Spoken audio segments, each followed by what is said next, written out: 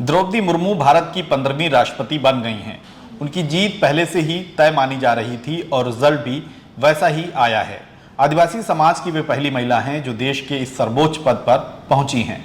सत्तारूढ़ एनडीए की उम्मीदवार द्रौपदी मुर्मू ने विपक्ष के प्रेसिडेंट कैंडिडेट यशवंत सिन्हा को भारी मतों के अंतर से हराया है। मुर्मू को 6,76,803 वोट मिले हैं, जबकि सिन्हा को 3,80,177 वोट मिले।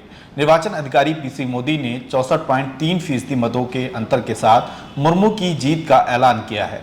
इसी के साथ विपक्ष की एकजुटता सवालों में घिर गई।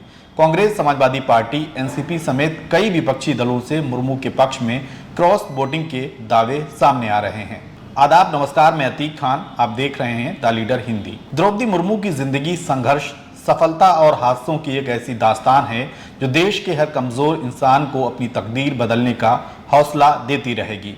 मुर्मू के संघर्ष पर हम बात करेंगे, लेकिन पहले प्रेसिडेंशियल इलेक्शन के रिजल्ट और विपक्ष का हाल जान लेते हैं। राष्ट्रपति चुनाव के ऐलान से ठीक पहले विपक्ष के वोटों का गणित ज्यादा बैठ रहा था। चूंकि सत्तारूढ़ पार्टी के प्रत्याशी के जीतने की संभावना अधिक रहती है, इसलिए मुर्मू की जीत भी स्वाभाविक थी। लेकिन विपक्ष के वोटों के एतबार से ये चुनाव थोड़ा दिलचस्प माना जा रहा था। हालांकि हुआ नहीं है।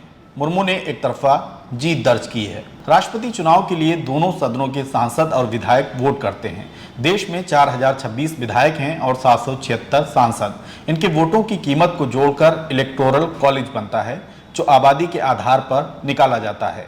देश के सभी विधायकों के वोटों का जोड़ 5,43,231 इलेक्टोरल कॉलेज है। इसी तरह सांसदों के वोटों की कीमत 5,43,200 इलेक्टोरल कॉलेज है। यानी राष्ट्रपति चुनाव के लिए 10,86,431 वोट या इलेक्टोरल कॉलेज थे, जिसमें द्रौपदी मुर्मू ने 2,96,626 मतों के अंतर से यशवंत सिन्हा को हराया है। सिन्हा की हार के चर्चे इसलिए भी ज्यादा हैं क्योंकि कांग्रेस जैसे मुख्य विपक्षी दलों से मुर्मू के पक्ष में वोटिंग हुई है। गुरुवार को राष्ट्रपति चुनाव के नतीजों के बाद चौंकाने वाली खबर सामने आई है, जिसमें विपक्ष के 17 सांसद और 104 विधायकों ने क्रॉस वोटिंग की है। इसका सीधा अर्थ है कि नेताओं ने अपनी पार्टी लाइन के खिलाफ जाकर वोट किया है, जो विपक्ष की एकता पर बड़ी चोट माना जा रहा है। और इसका असर न सिर्फ अगस्त में होने वाले उपराष्ट्रपति चुनाव पर, बल्कि साल 2024 के लोकसभा चुनाव से जोड़कर देखा जा रहा है। यूपी की बात करें तो यहाँ भी क्रॉस वोटिंग को लेकर हल्ला मचा है।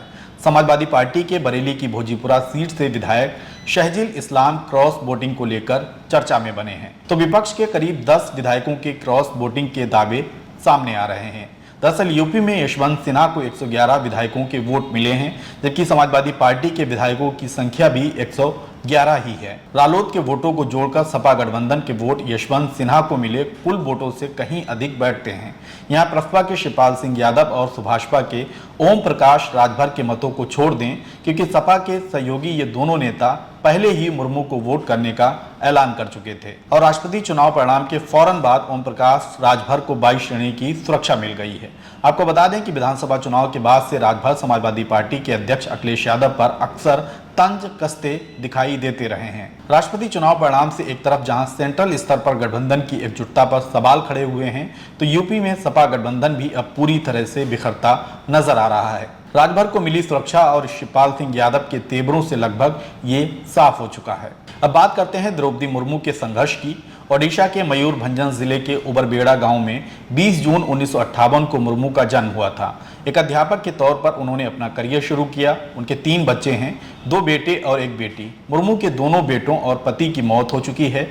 यही वो हादसा है जो राष्ट्रपति बनने के बाद तक ताउम्र उन्हें कचोटता रहेगा। साल 1997 में द्रौपदी मुर्मू ने रायरंगपुर नगर पंचायत से पार्षद का चुनाव लड़ा था। पार्षद के इस चुनाव में जीत से उनका राजनीतिक करियर शुरू हुआ। भाजपा में अनुसूचित जनजाति मोर्चा की उपाध्यक्ष रहीं और भाजपा की आदिवासी मोर्चा कार्यकारिणी की राष्ट्रीय सदस्य भी बनी। पार्षद बनने के 3 साल बाद उन्होंने रायरंगपुर विधानसभा सीट से साल 2000 का विधानसभा चुनाव लड़ा। साल 2009 तक यहाँ से 2 बार विधायक रहीं और नवीन पटनायक सरकार में मंत्री भी बनी। साल 2015 में उन्हें झारखंड का राज्यपाल बनाया गया और अब वह पहली आदिवासी महिला के तौर पर देश की 15वीं राष्ट्रपति बन गई हैं। उन्हें जीत की बधाई।